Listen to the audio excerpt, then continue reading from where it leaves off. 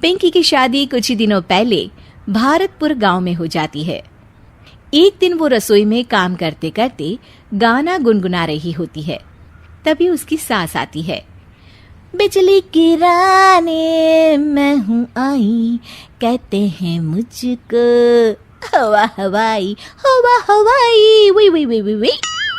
ओहो, हवा हवाई मैडम, कहीं उड़ मत जाना हवा से। अरे मम्मी जी, उड़े मेरे दुश्मन। आप बताओ, कुछ काम था क्या? हाँ, काम तो था। हमारे पड़ोस वाले गांव में उषा रहती है ना, उसने कुछ सामान बोला था मुझे लेकर जाने को। अब मेरे घुटनों में हो रहा है दर्द, तो तुम ही पहुंचा दो ना बहू ये सामान। अरे वाह, इतने सुहाने मौसम में घर से बाहर निकलने को मिल रहा है, मजा आ जाएगा।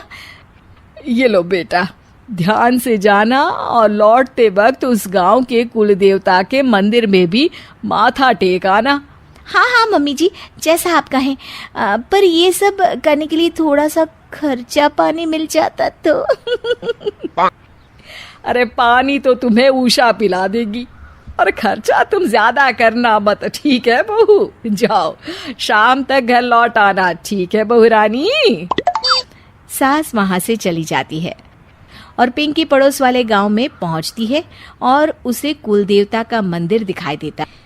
पहले मंदिर होकर आऊं कि सामान देकर आऊं? चलो मंदिर ही हो आती हूँ।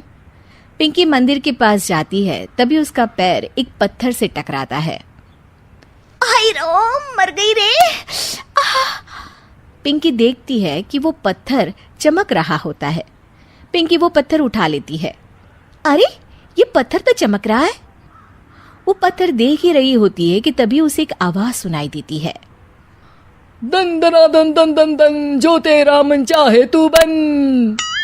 अरे, ये आवाज कहाँ से आ रही है? जो तेरे हाथ में पत्थर है उसी में से बोल रहा हूँ मैं पिंकी।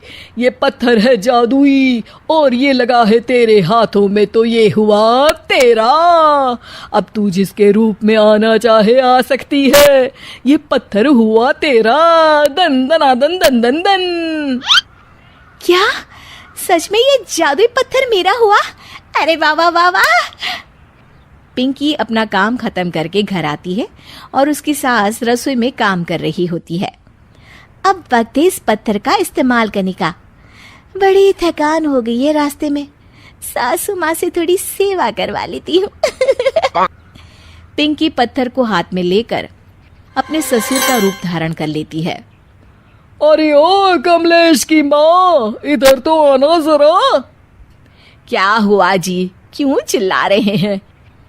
अरे मेरे सर में बड़ा दर्द है, जरा सर और कंधे की मालिश तो कर दो।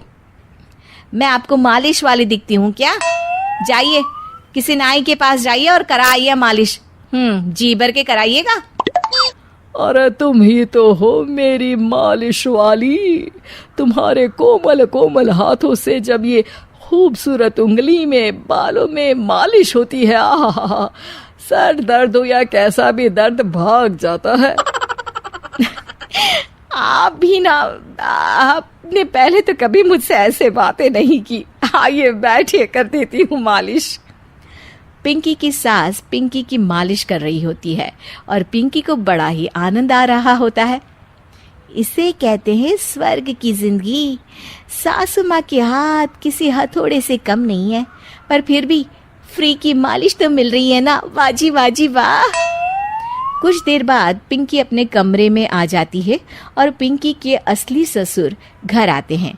पिंकी की सास अपनी तारीफों से बाहर ही नहीं निकली होती है। सुनिए जी, आज ना आपकी बातों ने तो मन ही मोह लिया मेरा। बातें? कौन सी बातें? अरे वही कि मेरे इतने मुलायम हाथ और इतनी खूबसूरत उंगलियां हैं। ससुर जी को तो कुछ भी समझ में नहीं आता और पिंकी वहां आकर चुपके चुपके उनकी बातें सुनकर आनंद ले रही होती है। अरे मैंने ये सब कब कहा? आज तो मैं जल्दी काम पर चला गया था। अरे अभी मैंने आपकी मालिश की अपने इन्हीं कोमल हाथों से।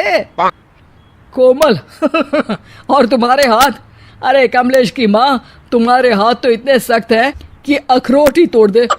मैंने तो आज तक तुमसे इसलिए मालिश नहीं करवाई, तुम्हारे हाथों को देखकर तो मुझे वो डायलॉग याद आता है, ये 2.5 किलो का हाथ जब किसी पर पड़ता है ना तो आदमी उठता नहीं, उठ जाता है। सास को गुस्सा आ जाता है। आए बड़े मेरे हाथ को 2.5 किलो का कहने वाले, अरे खुद की तोंद देखी है, बारात का ढोल भी शर्मा जाए देखकर।